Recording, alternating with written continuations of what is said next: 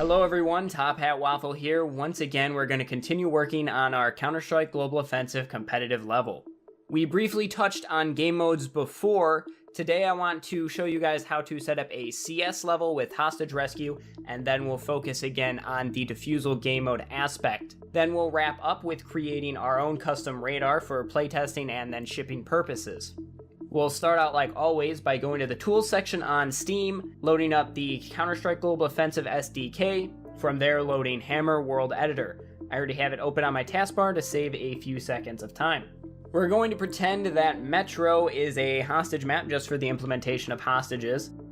We'll make bomb site A be a hostage site. If we press Shift E to select our entity tool and then place a new entity on the ground, double click on it to open its object properties. Let's change its class to hostage entity.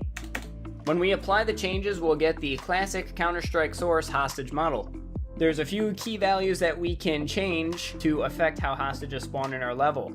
The hostage model setting is no longer used, so you can't pick the model anymore. You'll always get the bound orange jumpsuit hostage model. The hostage spawn int factor determines how likely a hostage is chosen to be spawned there. You can control if a hostage point should be used more or less often than others.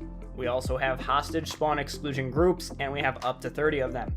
The game will automatically choose 2 spawns for a hostage, and we want to make sure that 2 spawn not next to each other. To do this in example, if I place a hostage entity here and another one over here by this bench, if I select them both and add them to the hostage exclusion group 1 under do not spawn together, when the game picks what hostages to spawn, it will not pick these 2.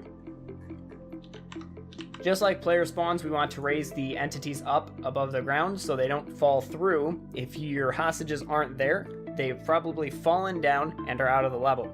Let's copy both of these, and we'll just paste them up here in middle. Move them off to the side and then raise them up. I'll press Alt-Enter to open the object properties, and all I want to change here is Exclusion Group 1 to NA, and Exclusion Group 2 to Do Not Spawn Together. This will make it so when the game picks the hostage spawns, it will pick one from each of these groups. It will not spawn these 2 together, it will not spawn these 2 together. You can have as many hostage spawn points as you want in your level, but the game will only pick 2. Lastly, we need to add a hostage rescue zone so the hostages can actually be secured. This is typically over at CT spawn, so if we fly over there, go to our texture browser, and type in triggered, we can select our triggered texture. If we select our block tool by pressing Shift B and create a new block inside of CT spawn that the hostages can be rescued at, then pressing Ctrl T to turn it into an entity and changing its class to function hostage rescue. We don't need to change any settings here. You can have as many of these in your map as you want. A CT just has to bring a hostage into one of these volumes for them to count as rescued. Let's compile the level so we can see what it looks like in game. With the game loaded, press the tilde key to open the console, type map and your map name, which is CS Metro in my case. I'll spawn in as a CT, get rid of the bots, and we can see that we have 1 hostage at each middle and down at A. We can see this by the points on the radar. If I grab this hostage here and then hoof it back to the rescue zone, that hostage has been rescued and the counter-terrorists have won the round. You'll notice that the game automatically takes care of the radar object placement, such as the H to denote the hostage rescue spawn, along with the arrows to the hostage objectives in the world. This doesn't come into play right now, but it will later once we create our own custom radar. Back over to Hammer, we'll go ahead and start with the defusal part. This level has undergone some changes after some play testing. I won't bore you with those details, but let's create the first bomb zone here. Since this is bomb site A, I want to create this volume first. We'll just use the block tool again and create a volume. I have the small outline of where the plant zone should be here, and it has a small cut here. The bomb volume does not have to be square, and it can consist of multiple brushes, which we'll demonstrate on bomb site B. I'm going to use the clipping tool here to cut this corner off. We can press Control T to tie to an entity, change it to a func bomb target, click apply, and there we go. Let's head on over to B, and we have this sort of weird shape for the bomb region. If we start by creating our volume over this block here, we now need to create another block right here. So I have two different triggers that will be used for the singular bomb site. We'll clip the corner off this to fully recreate that shape. Now using the selection tool, I can select both of these and then press Control T to tie them both to a singular entity. Change their class to function bomb target again, and that will be bomb site B. You can tie multiple brush objects to the same entity if you select them all at once and then press Control T. So if I try to select just one of these boxes, I won't be able to do that. This is where our selection modes over on the right will come in handy. If I needed to edit this volume only and wanted to leave this one alone, I could switch my selection mode to solids, which will then let me individually reach into this entity to edit the individual solid objects. One thing to remember when you're in this mode is that when you open the object properties, everything will show as a solid with 6 faces. This can be confusing if you're trying to troubleshoot leaks later on, so the first thing to check if you think that this should be a bomb site and it's showing as a solid, make sure that you have groups selected instead. Now let's go on to creating the radar for the level. The first step is to get a fresh compile of our map. With the game loaded, let's open up our level by using the map and then our map name command. From here, go ahead and kick all the bots and then no clip to approximately the center of your map. There's a few things that we need to do to set up to be able to actually take the screenshot. The first being to set our game resolution to 4:3. You don't want to skip this step. If you do, the radar won't align properly. So if we go to our game options in video, under aspect ratio, change it to 4:3 and then 1280 by 1024. This will be a square image that's 1024 by 1024. We base it off of the height in the resolution. If your monitor does not support 1280 by 1024, you can use 1024 by 768 instead. I'll switch to 1280 by 1024 and click apply, and then open our console and type r_noviz_1. This command will disable the rendering engine, preventing any of the level from not being rendered when we're too far away from it. We now need to disable our HUD so we can take a clean screenshot. But before we do that, let's go ahead and download the radar template file. This has the screenshot information in it, along with some plugin download links that we'll need later. So if we go to tophatwaffle.com/downloads, we can scroll down to the tools section and CSGO radar template. This is just a text file. Let's select the entire thing and copy it into a blank text document. Up at the top, we'll see bind for screenshots. If you want to bind it, cool. If not, copy the console commands here, and then let's paste them into our console, and that should hide our entire HUD. Next, we need to turn on the overview marker that will determine where we need to place our level when we take the screenshot. Opening our console again and typing CL_level overview marker 1024. If you're using 1024 by 768, this will be CL level overview marker 768. This will now place a red line across our screen at the 1024 pixel mark. On the left side of that red line is a perfect 1024 square image. Open our console again, and we'll now turn on the overview scale. If we type CL level overview and then a number, I'll arbitrarily choose 4. This will turn our view into the mode that we use to take a screenshot. This is obviously not a good enough scale to capture our entire level. Let's open the console again and raise that value. The level pretty much fits in there now, but if we move to the right just by using the A and D keys, we can make it a little bit bigger. So by lowering the scale, it should get slightly more full.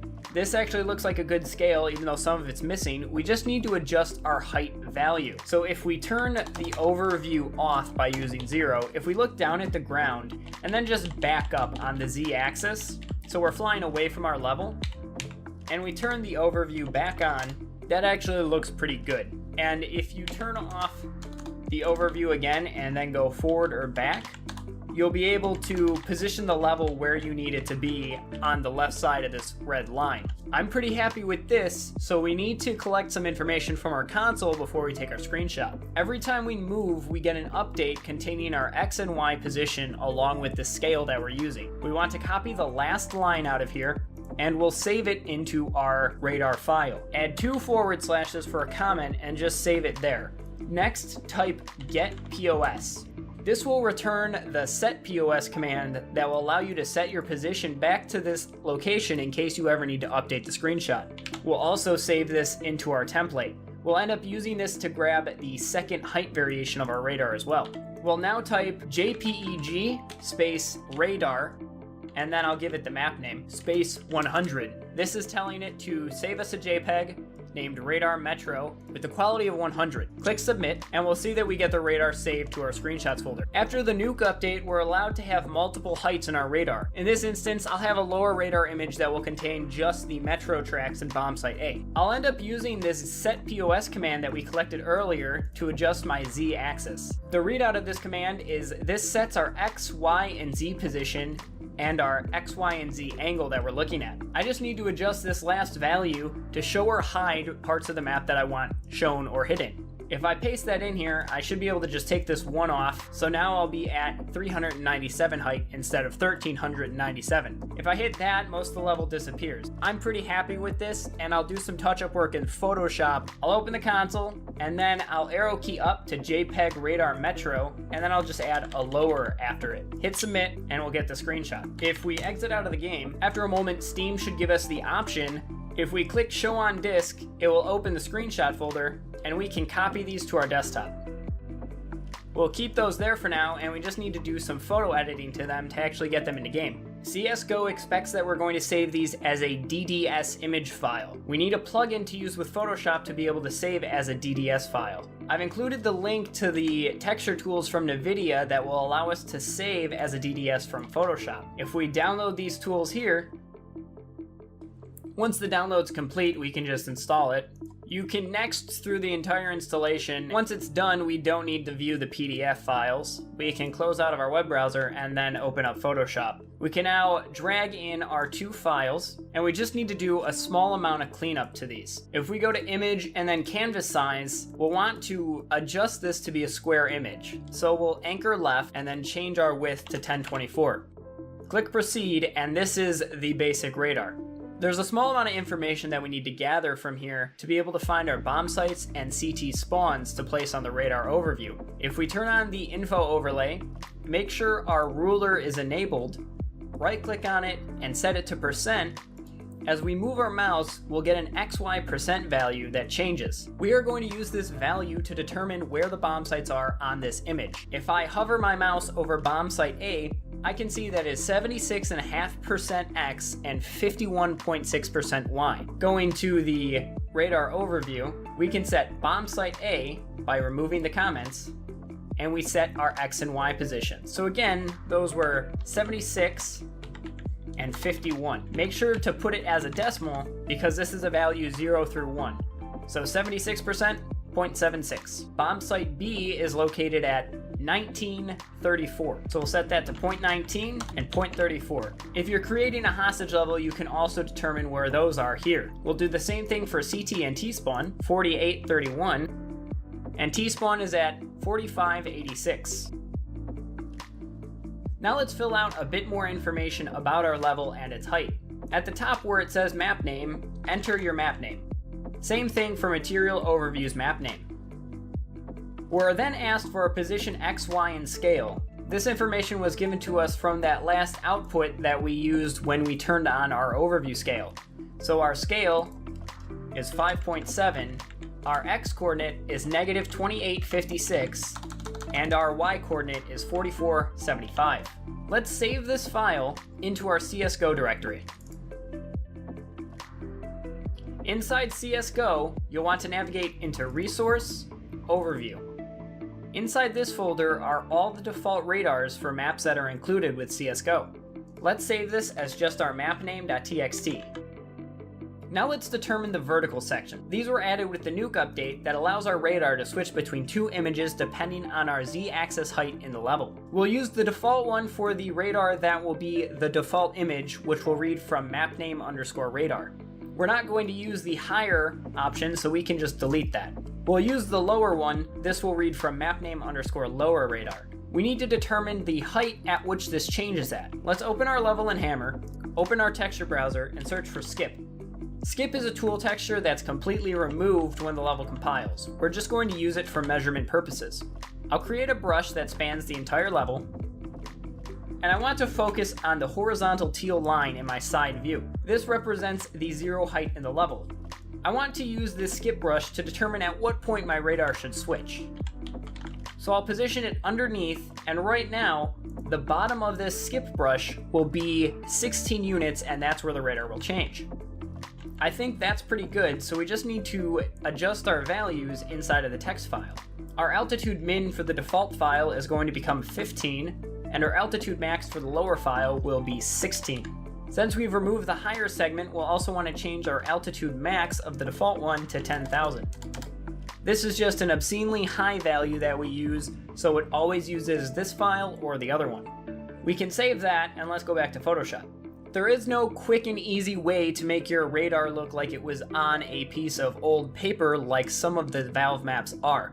That takes a couple hours in Photoshop and a decent amount of know-how.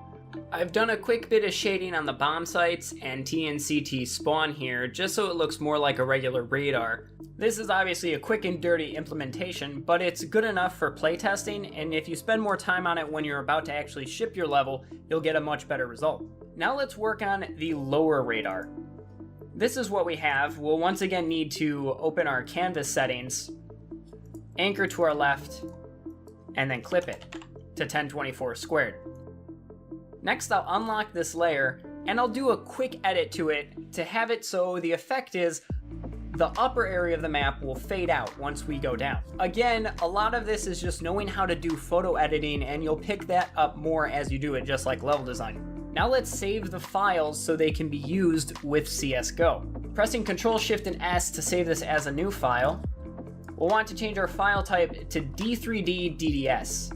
Save this as DE_metro_radar.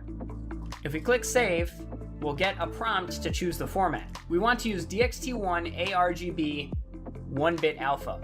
Click save, and that's complete. Do the same thing to the second file, except we want to name this one lower. So DE_metro_lower radar. We can see that name from our template. If we click save, we'll once again choose the same template. There's one more image that I want to create. This is the spectator image that will be displayed to spectators of the game and on the loading screen. If you don't create a spectator image, it will use the default image instead. If we go to image and duplicate, we can just make a simple change, which will consist of me putting the map information at the top. If we press Ctrl Shift S again to save this, D3D, and its map name is now going to be DE_metro_radar_spectate. Click save, the same preset. And now let's minimize everything and copy these from our desktop to our games directory. Opening up our CSGO location, which is Steam, Steam Apps, Common, Counter-Strike Global Offensive, CSGO, go to the resource folder, Overviews. If we copy these three files in, we can see that we have our radar text file and the three images. Let's load the game and type map and then our map name. We can see that we have the overview here with the spectate one, along with the terrorist and counter-terrorist icons with A and B bomb site. When we click continue and join a team, we have our radar file here as well up in the top left. If I go down to the lower area, we can see that the file just changed as we broke the -16 unit. This results in the top area being faded out and the bottom area being highlighted. That's going to wrap it up for today. I hope you enjoyed learning how to make a radar. Thanks for watching. Join us again tomorrow for the next one.